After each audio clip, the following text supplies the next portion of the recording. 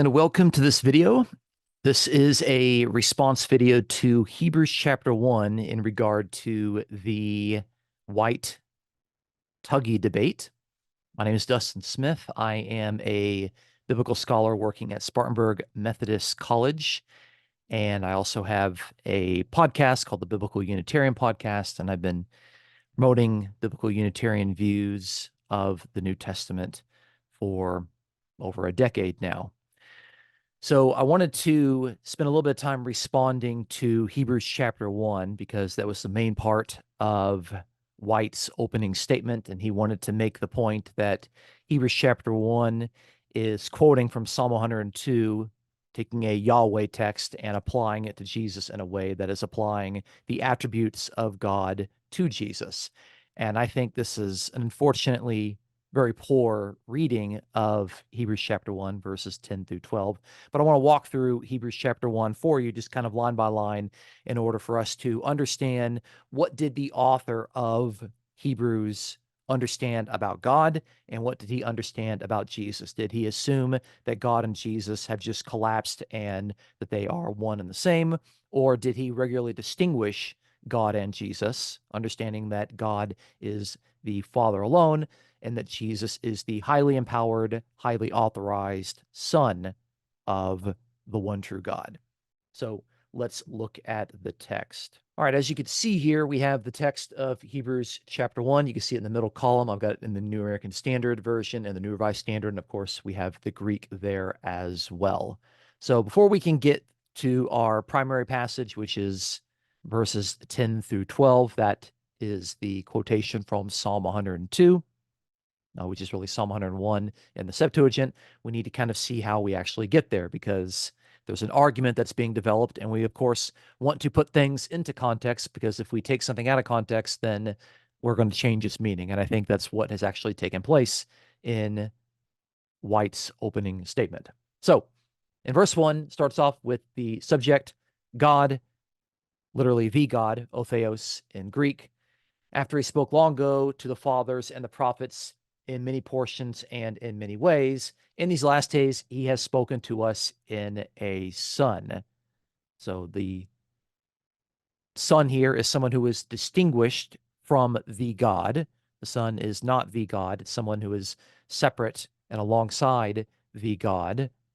So it's interesting here. If God is his own person, and then we have the Son as a separate person, it suggests to us that God is the Father of the Son, meaning God is the Father alone. And what did God do to the Son? Well, we can see here that God has appointed Jesus as the heir of all things. That means that the Son has been highly empowered to inherit all these things. Suggests that the Son did not always have them. The Son did not innately have all these things if God had to give them to Jesus. We have a line there about through whom he also made the world. We can't spend all the time to get into this, because this is the author of Hebrews drawing on wisdom of Solomon and drawing on some personified wisdom passages and applying them to Jesus in light of the New Testament's wisdom Christology. We have 3 or 4 occurrences of the author of Hebrews using wisdom Christology of Jesus in the first 3 or 4 verses. We won't have time to do that, but what we can clearly indicate here is that the Son is lesser than the God. The Son is distinguished from the God, and the Son is the beneficiary of the God appointing the Son the heir of all things. You also get the sense there that since in previous times God spoke to the ancestors, the fathers, and through prophets, but in these last days he's spoken to us in a Son, it suggests to us at least that he wasn't speaking through a Son in the Old Testament. Okay? Jesus is the radiance of God's glory. That's the glory of God, his glory. This indicates, of course, that since the God has his own glory and the Son is the radiance or the reflection of it, that again, we're drawing on a wisdom passage in order to make that particular point. I think that's Wisdom of Solomon, chapter 7, that says that personified wisdom is the radiance of God's glory. Okay? And we can see that the Son is the stamp, the character, the exact representation of his nature. Notice the nature of him. Who is the him? Who is that singular pronoun, the off to right there? That, of course, is in reference to God. That singular pronoun indicates that God is a single person, one person. When singular pronouns are used of the one God, that proves that God is only one person. God is a Unitarian God, and all of the Jews knew and understood this within the Second Temple period. Okay? And of course, Jesus is so empowered that he upholds all things by the word of his power. Okay? When he made the purification for sins, notice here, after Jesus had actually died, then he sat down at the right hand of the Majesty on high. This is, of course, alluding to Psalm 110, verse 1.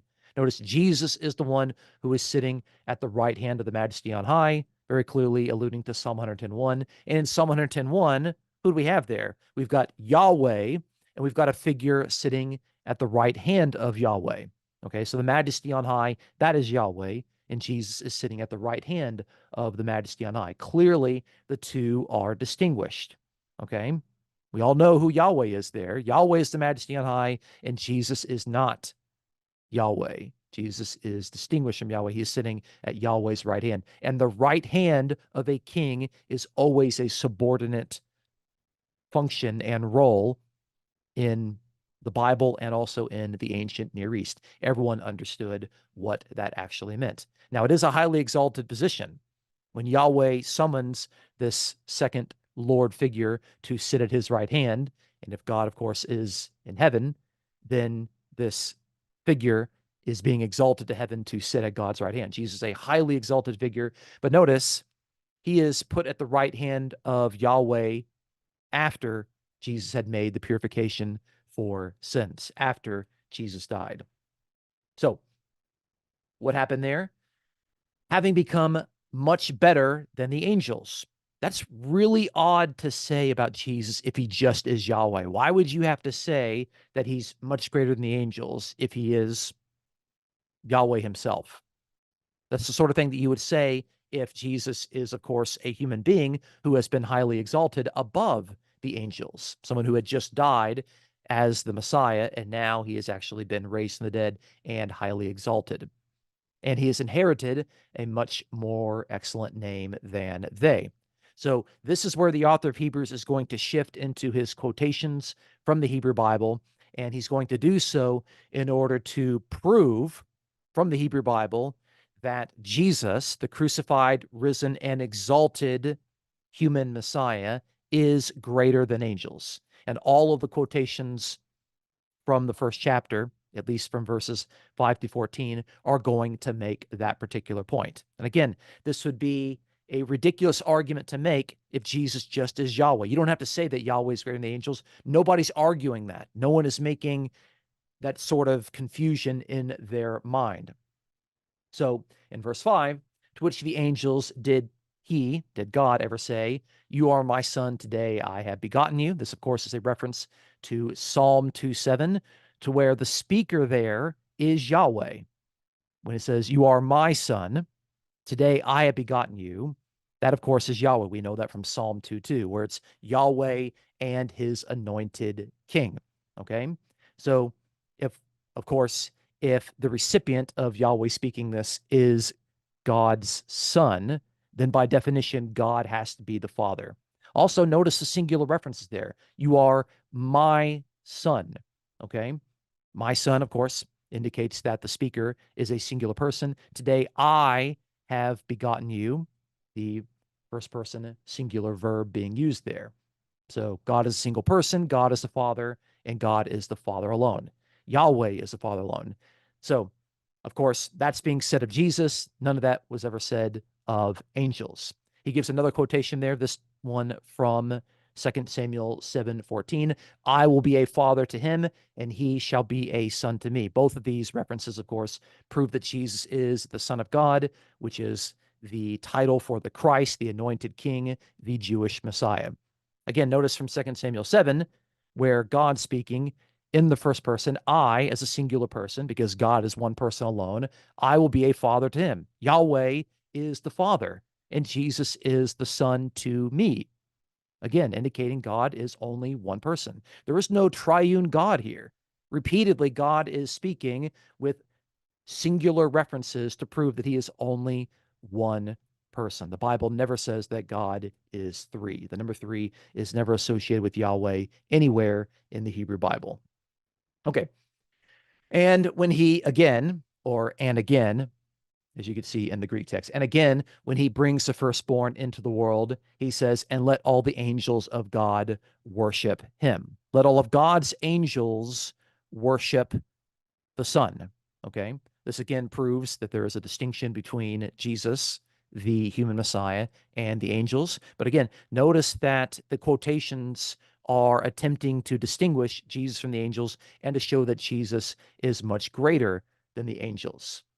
So here in verse 7, he's going to say something about the angels that's very, very important for understanding the quotations in verses 8 through 9 of Hebrews chapter 1 and in verses 10 through 12. Notice very, very carefully, because here is where James White has actually ignored the point that the author of Hebrews is making.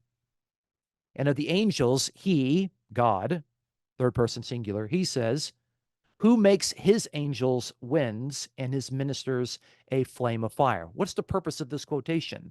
To say that the angels are just winds and they're just a flame of fire, it means that they're temporary, they're fleeting, they're not eternal. Okay, they are created beings that have not been given immortality. They have not been raised to eternal life like Jesus has been raised to eternal life. Okay, so we have the temporary nature of the angels. They're just winds, they're just flames of fire.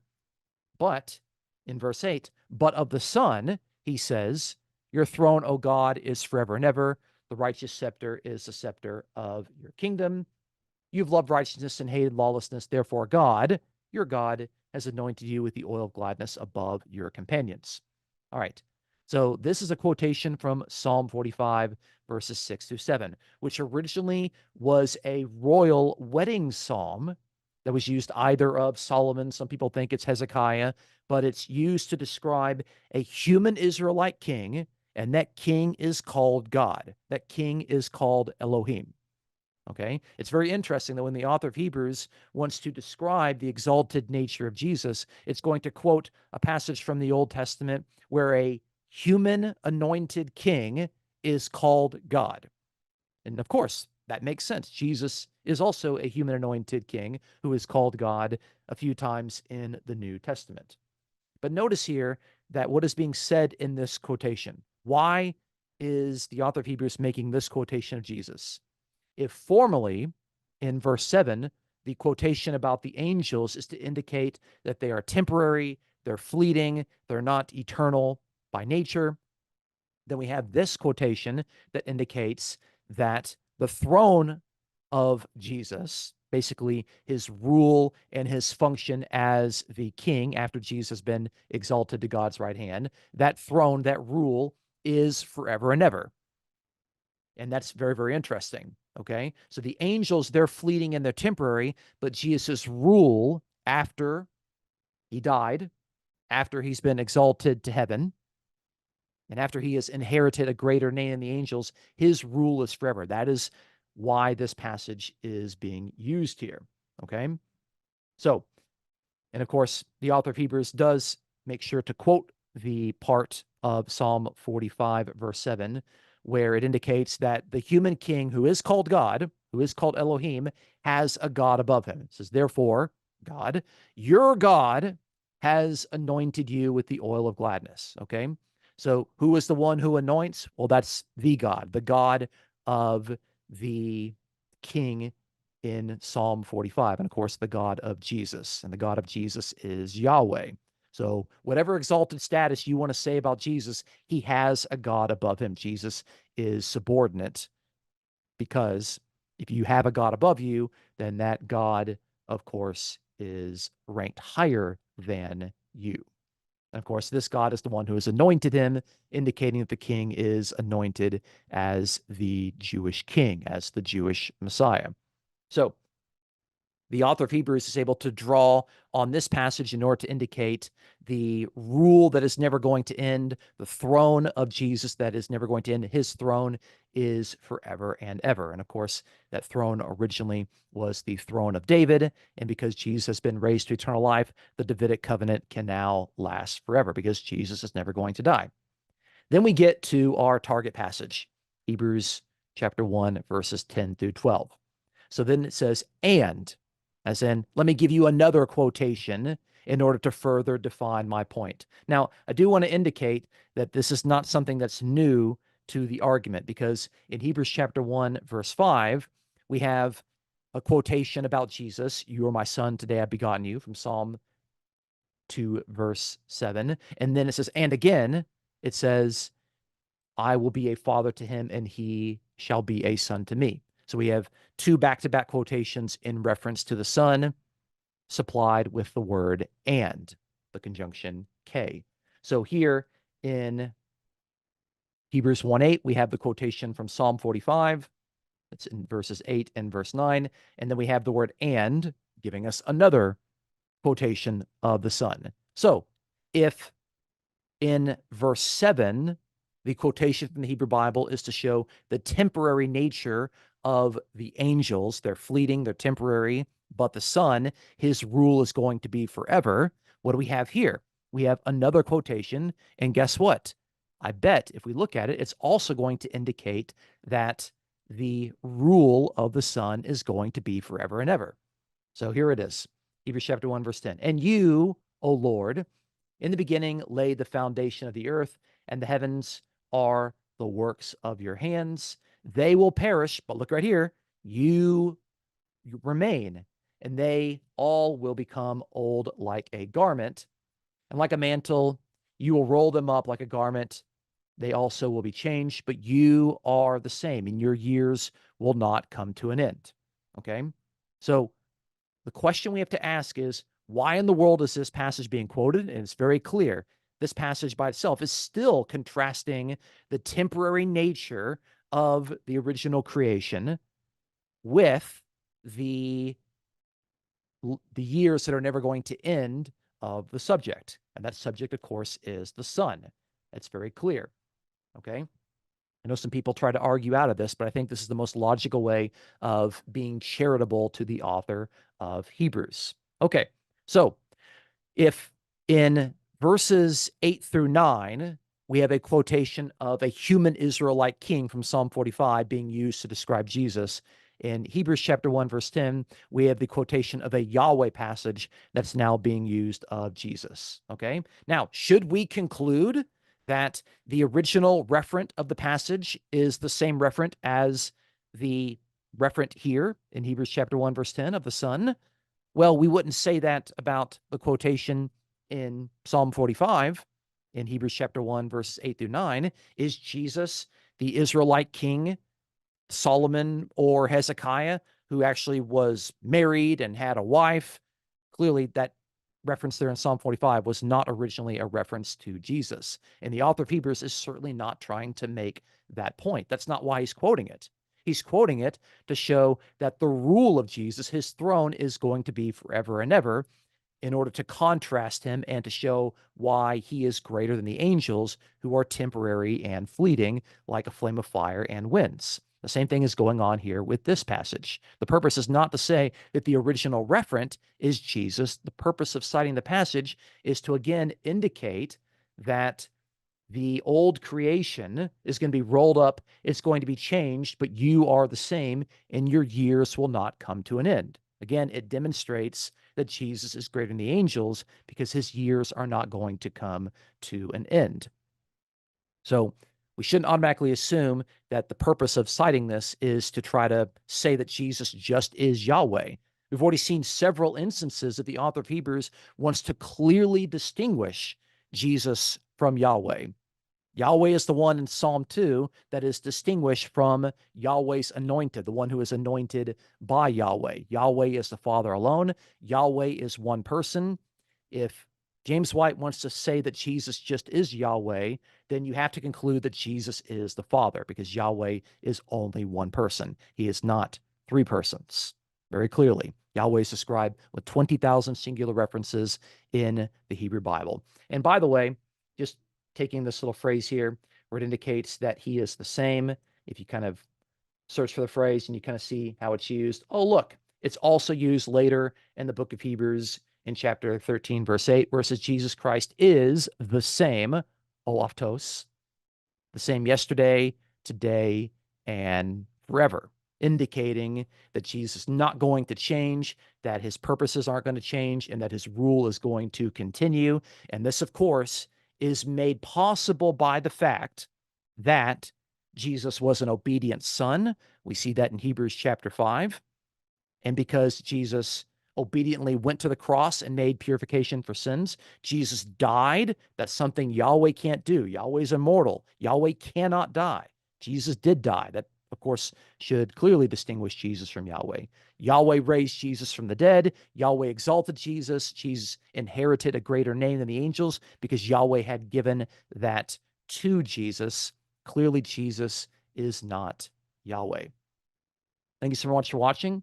Take care. Again, if you want to reach out, you can check out the UCA website, or you can see some of the episodes of my podcast at the Biblical Unitarian Podcast on YouTube and iTunes.